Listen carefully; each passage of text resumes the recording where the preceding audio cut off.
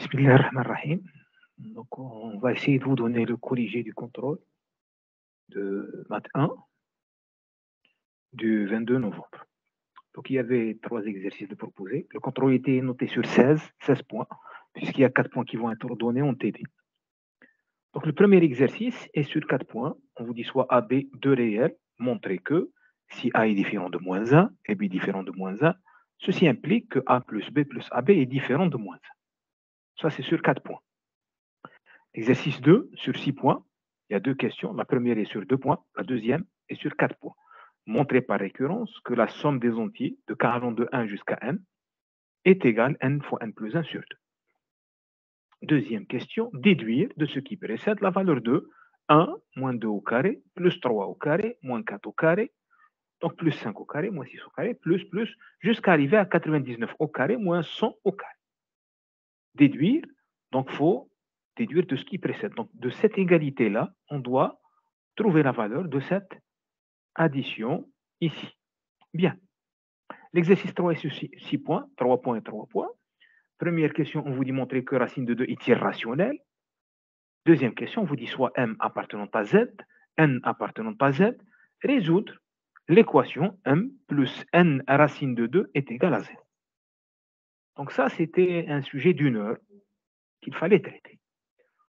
Donc je vais donner le corrigé avec le barème. Bien. Alors, l'exercice 1, il fallait donc montrer cette implication. On voit bien qu'il y a différents. لا يساوي يختلف عن ناقص واحد يختلف عن ناقص واحد. Ici, on a كذلك aussi, on a يختلف عن ناقص واحد.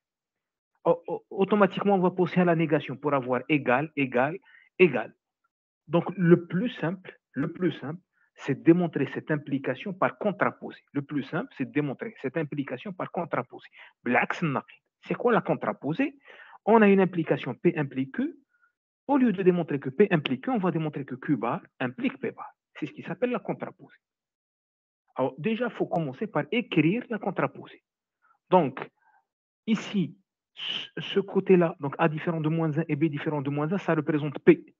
A plus B plus AB différent de moins 1, ça représente Q. Donc, je dois écrire Q bar implique P bar. Donc, Q bar, donc ça me donne A plus B plus AB égale moins 1. Ceci implique la négation de cette affaire. A est égal à moins 1 et le E est transformé par OU, par la loi de Morgan, où B est égal à moins 1. Donc déjà, commencez par bien énoncer la contraposée, ça vous donne droit à un point. Ça, c'est un point, en précisant bien que vous avez utilisé la loi de Morgan. Bien, alors on va démarrer de ça. A plus B plus AB est égal à moins 1. Donc là, je ramène ce moins 1 de ce côté, ça me donne A plus B plus AB plus 1 est égal à 0. Je mets ici, vous voyez bien qu'il y a un B, là il y a un B, je peux mettre le B en facteur. Donc je trouve A plus B, عامل مشترك, B facteur de 1 plus A. 1 plus A plus 1. Regardez bien, vous avez le 1 plus A qui est ici, 1 plus A. Et vous avez le 1 plus A qui est ici. Donc je peux mettre 1 plus A en facteur. Donc 1 plus A facteur de B plus 1. Je trouve 1 plus A facteur de B plus 1 est égal à 0. Le produit de deux facteurs est égal à 0, soit que 1 plus A est égal à 0, donc A est égal à moins 1, ou B est égal à moins 1. Et ça vous donne droit à 3 points. Donc on a démontré ça par contraposé. Alors là aussi, j'ai vu des étudiants qui ont divisé par B, qui ont divisé par A. Pour pouvoir diviser, il faut supposer que c'est différent de 0. On ne peut pas diviser n'importe comment. Il faut faire attention. Quand on divise, il faut toujours faire la condition, ce dont on divise par est différent de 0. Attention, on ne peut pas diviser n'importe comment. Tiens. Alors, ce même exercice aurait pu être aussi fait par une démonstration par l'absurde. Alors, comment est-ce qu'on fait? Alors, il faut bien le faire, j'insiste. Ça peut se démontrer par l'absurde, mais il faut bien le faire. Alors, la négation d'une implication, P implique Q, c'est P et Q bar. P et Q bar, c'est ça la négation. P et Q bar. Donc, on va supposer que A est différent de moins 1 et B est différent de moins 1. Et on va supposer que A plus B plus AB égale à moins 1. A plus B plus AB égale à moins 1. Donc, égal à moins 1, je refais ce même calcul. Je trouve A égale à moins 1 ou B égale à moins 1. Ça, c'est contradictoire avec A différent de moins 1 et B différent de moins 1. Donc là aussi, si vous avez bien fait les choses, on accepte aussi une démonstration par l'absurde. Mais le plus simple, c'était de faire une démonstration par contraposé.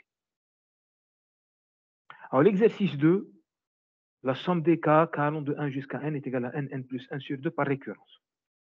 Alors, je vous le dis tout de suite, si vous n'avez pas su faire ça, il faut vous poser des questions. On l'a fait, on l'a refait, on l'a fait en TD, on l'a fait en cours, on l'a fait partout. Et en plus, c'est très facile. Si vous n'êtes pas arrivé à faire ça, il faut vous poser des questions. Bien, la somme démarre de 1, donc on va commencer par n égale à 1, puisque n est supposé être supérieur ou égal à 1. Donc pour n égale à 1, la somme des cas allant de 1 jusqu'à 1, c'est juste 1. De ce côté-là, je remplace n par 1, ça me fait 1 fois 2 divisé par 2. 1 fois 2 divisé par 2, ça fait 1. Donc l'égalité est vérifiée pour l'échelle n égale à 1. Ça vous donne droit à un demi-point, 0,5. Ensuite, on émet l'hypothèse de récurrence. On suppose que pour un certain n supérieur ou égal à 1, on a la somme des cas allant de 1 jusqu'à n des cas est égale à n fois n plus 1 sur 2. Ça, c'est ce qui s'appelle l'hypothèse de récurrence. Juste écrire, bien écrire les choses, je précise, bien écrire les choses, ça vous donne droit à un 0,5 ici, un demi-point. Alors, ce qu'il faut démontrer, il faut démontrer cette égalité à l'échelle n plus 1. Donc, il faudrait démontrer que la somme de k allant de 1 jusqu'à n plus 1 dk est égale à n plus 1 fois n plus 2. Donc, le n se transforme en n plus 1. Là, je trouve n plus 1. Là, c'est n plus 1 plus 1, donc n plus 2 divisé par 2. Alors, pour démontrer ça, vous avez le choix entre plusieurs approches. Soit vous démarrez de l'hypothèse de récurrence et vous ajoutez n plus 1 des deux côtés. Soit vous démarrez d'ici, la somme des k allant de 1 jusqu'à n plus 1 dk, des entiers, et vous la scindez. Donc, vous vous arrêtez à n, la somme des cas allant de 1 jusqu'à n des cas, et vous ajoutez n plus 1. Cette somme-là, je la connais par l'hypothèse de récurrence. Ça vaut n plus 1 sur 2. À quoi j'ajoute n plus 1. Donc ça, c'est l'hypothèse de récurrence qu'on applique ici. Là, je réduis au même dénominateur, je multiplie par 2, je divise par 2. J'obtiens n fois n plus 1 sur 2 plus 2 fois n plus 1 sur 2. Je mets le n plus 1 en facteur, il me reste n plus 1 facteur de n plus 2, le tout divisé par 2. Et ça, c'est exactement ce qu'il fallait démontrer. Ça vous donne droit à un point. Donc, quel que soit n appartenant à n, la somme des cas allant de 1 jusqu'à n des cas est égale à n plus 1 sur 2. Je répète, si vous n'avez pas réussi à faire ça, c'est qu'on a un gros problème. Je vous le dis tout de suite. Parce que ça, c'était vraiment donné. Bien. Alors, la deuxième question, il fallait calculer cette somme-là. 1 moins 2 au carré, plus 3 au carré, moins 4 au carré, plus, moins, jusqu'à arriver à 99 au carré, moins 100 au carré. On observe quelque chose, c'est que ça, c'est des identités remarquables. Jida Shahir qui se répètent. C'est des identités remarquables qui se répètent. Jida Shahir yatakarrar. 1 au carré, moins 2 au carré, plus 3 au carré, moins 4 au carré, plus 99 au carré, moins 100 au carré. Donc, je sépare ici, je mets chaque deux termes ensemble. Alors, ça, c'est l'identité remarquable. A au carré moins B au carré, c'est A moins B fois A plus B. A moins B fois A plus B. 1 au carré moins 2 au carré, c'est 1 moins 2 fois 1 plus 2. 3 au carré moins 4 au carré, c'est 3 moins 4 fois 3 plus 4. 99 au carré moins 100 au carré, c'est 99 moins 100 fois 99 plus. Bien. Si je regarde bien, 1 moins 2, c'est moins 1. 3 moins 4, c'est moins 1. 5 moins 6, c'est moins 1. 8. 99 moins 100, c'est moins 1. Donc, il y a moins 1 qui apparaît. Et là, il va me rester 1 plus 2, 3 plus 4, 99 plus 100. Je mets le moins 1 en facteur. Je le mets en facteur. Donc, moins 1, qu'est-ce qui me reste? 1 plus 2, 1 plus 2, plus 3 plus 4, plus 3 plus 4, plus 5 plus 6, plus 7 plus 8, plus 99 plus 100. Donc, j'obtiens moins 1 fois la somme des cas allant de 1 jusqu'à 100 des cas, des entiers. 1 plus 2 plus 3 plus 4. C'est la somme des cas allant de 1 jusqu'à 100. Et ça, je la connais. Ici, n égale à 100. La somme des entiers de k allant de 1 jusqu'à n, c'est n plus 1 sur 2. Là, le n, c'est 100. Donc, j'obtiens moins 1, facteur de 100 fois 100 plus 1, n plus 1 sur 2. Alors là, je simplifie. Donc, 100 divisé par 2, ça fait 50. Il me reste moins 1. 50 fois 101, ça me fait moins 5050. Ça vous donne droit à 4 points. Ça, c'était la seule question un petit peu fine du contrôle. Dans l'exercice 3, on vous dit de démontrer que racine de 2 est irrationnelle. Alors, beaucoup d'étudiants m'ont posé la question, c'est quoi irrationnel? Ça, on l'a traité en TD. Souvent, les étudiants disent que l'examen n'a rien à voir avec le TD. Ça a été traité en TD. Ça a été traité en TD. Je répète, tout ça, ça a été traité en TD. Racine de 2 est irrationnelle. Qu'est-ce qu'on fait? On suppose par l'absurde que racine de 2 est rationnelle. Alors, irrationnel, معناها غير ناطق, معناها أصم. Racine de 2 est rationnelle, معناها عدد ناطق. معناها نكتب من الشكل racine de 2 est égal à P sur Q. On va supposer en plus que P sur Q est une forme irréductible, غير قابلة للاختزال. P appartient à Z, Q appartient à Z étoile. On peut même supposer que P appartient à N et Q appartient à N étoile, puisque racine de 2 est positif. Mais bon, donc juste ça, faire l'hypothèse par l'absurde, ça vous donne droit à un demi-point. Ensuite, on fait un raisonnement. Donc, j'ai la voie carrée. J'obtiens que 2 est égal à P au carré sur Q au carré. Donc, j'obtiens que P au carré est égal à 2Q au carré. Je ramène ce Q au carré ici. Les extrêmes et les moyens. Donc, ça me donne que P au carré est pair. P au carré est pair. Puisque P au carré s'écrit comme étant 2 fois un entier. Donc, P au carré est pair. On sait, on va le démontrer d'ailleurs, que si P au carré est pair, alors P aussi est obligatoirement pair. Comment est-ce qu'on fait? Eh bien, on va démontrer cela. On va démontrer que P est pair implique que P est pair. On le démontre par contraposé. Ça aussi, ça a été fait en TD. Ça a été fait en TD. Donc, je suppose que P est impair implique que P au carré est impair. En effet, supposons que P est impair. Ceci implique que P est égal à 2K plus 1. C'est la définition d'un nombre impair avec K entier. Ceci implique que P au carré, j'élève au carré, est égal à 2K plus 1 au carré. Donc, ceci implique que P au carré est égal à 4K carré plus 4K plus 1. Là, je peux mettre le 4 en facteur. Mais moi, je n'ai besoin que de 2 pour avoir P au carré impair.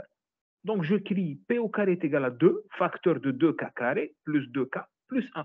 Tout ceci s'écrit comme étant 2 fois K'. 2K carré plus 2K, c'est un entier. Je peux l'écrire comme étant 2K' plus 1. Donc, P au carré est impair. Donc, si P est impair, P au carré est impair. Par contraposé, si P au carré est pair, alors nécessairement P est pair. Donc, ça vous donne droit à 1,5 point. Je répète, ceci a été traité en TD. Donc, je reviens à ma démonstration principale. J'en étais à P au carré pair, donc nécessairement P est pair, par cette démonstration. Donc, si P est pair, P s'écrit comme étant 2 fois quelque chose, 2 fois K. Or, P au carré est égal à 2Q carré. Voici, P au carré est égal à 2Q carré. Je remplace P par sa valeur, c'est 2K. Donc, c'est égal à 2K, le tout au carré est égal à 2Q au carré. Donc, 2K carré, ça fait 4K carré, est égal à 2 fois Q au carré. Donc, ceci implique que Q au carré, je simplifie par 2, ceci implique que Q au carré est égal à 2K carré. Donc, Q au carré est égal à 2 fois un entier. Donc, ça veut dire que Q au carré est un nombre pair. Q au carré est un nombre pair. Or, obligatoirement, si Q au carré est pair, ceci implique que Q est pair. On a fait la démonstration ici. C'est la même démonstration. Donc, on aboutit à la conclusion que P est pair, Q est pair. Donc, racine de 2 s'écrit comme étant un nombre pair sur un nombre pair. Or, on a supposé que P sur Q est une forme irréductible. غير قابلة للاختزال. Mais si P est pair et Q est pair, on peut simplifier par 2. On peut simplifier par 2. Donc, معناها هذه قابلة للاختزال. Contradiction. Donc, ça veut dire que racine de 2 est irrationnelle. Ça vous donne droit à 1 point. Je répète, ça a été traité en TD. 1 point, 1 point et demi, un demi-point. Donc, ça vous donne carrément 3 points. Ça, c'est donné.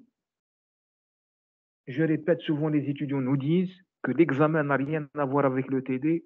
On vous a refait un TD. Bien, j'en arrive à la question 2. Il fallait résoudre l'équation. Alors, le majahil ici, les inconnus, c'est M et N. Il fallait résoudre 1 plus N, racine de 2 est égal à 0. Alors, trivialement, M et N peuvent être égal à 0 et ça donne la solution. Mais rien ne vous dit que c'est l'unique solution. Je précise, je répète.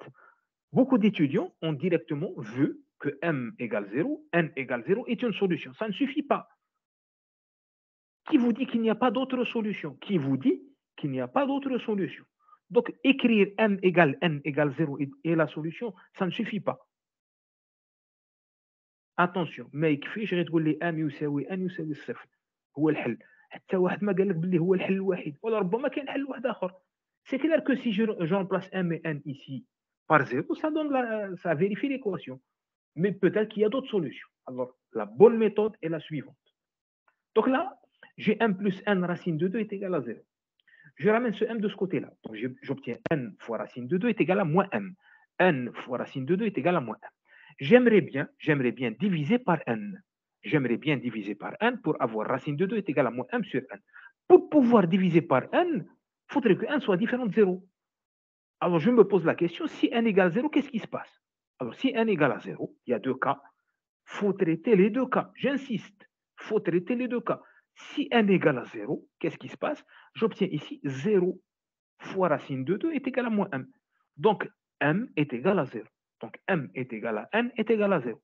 Si n est égal à 0, obligatoirement, m est égal à n est égal à 0. C'est une solution. Maintenant, si n est différent de 0, deuxième cas, alors je précise, ça donne droit à un point. Si vous avez bien fait les choses, ça vous donne droit à un point. Deuxième cas, si je suppose que n est différent de 0, alors là, je peux diviser. Donc, n plus n racine de 2 est égal à 0, ça implique que n fois racine de 2 est égal à moins m. Donc, racine de 2 est égal à moins m sur n. Je peux diviser parce que n est supposé différent de 0. Alors ça me donne racine de 2 est égal à un entier sur un entier. Or, je rappelle que la première question, on a démontré que racine de 2 était irrationnelle. Donc, il ne peut pas s'écrire comme étant le rapport de deux entiers. Donc, nécessairement, cette solution est impossible, refusée. Je ne peux pas avoir ce cas de figure, car racine de 2 est irrationnelle, m est supposé appartenir à z, n est supposé appartenir à z, est différent de 0. Donc, n appartient à z étoile ici, dans ce cas. Donc, cette solution est refusée. Donc, l'unique solution, l'unique solution est égale à, c'est m égale à n égale à 0. Je précise, je répète, il ne fallait pas m'écrire ça directement. Il fallait faire une étude de cas, des deux cas. Donc ça vous donne droit à 2 points.